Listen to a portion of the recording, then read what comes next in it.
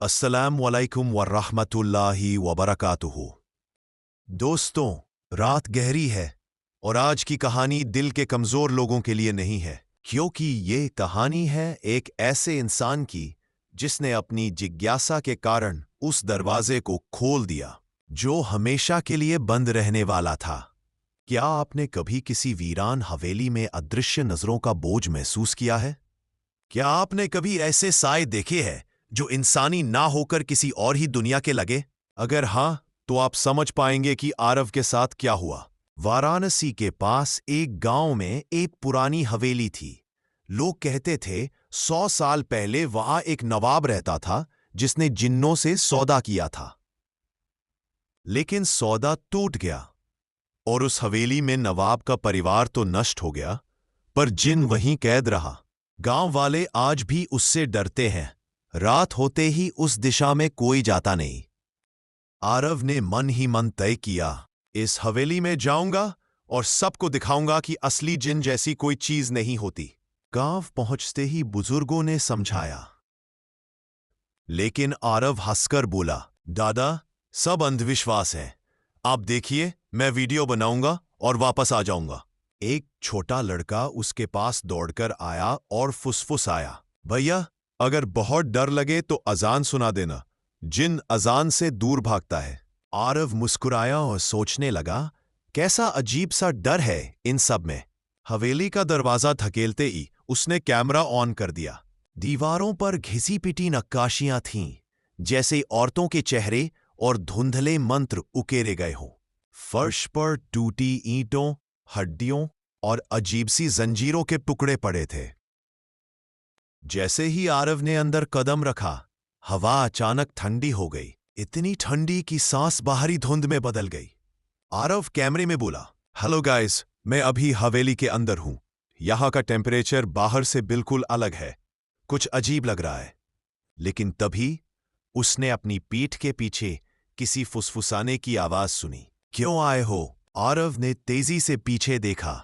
कोई नहीं था कैमरे के माइक में, लेकिन वो आवाज साफ रिकॉर्ड हो चुकी थी।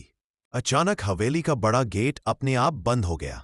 आरव भागकर दरवाजे तक पहुंचा, लेकिन लाख जोर लगाने पर भी वह हिला तक नहीं।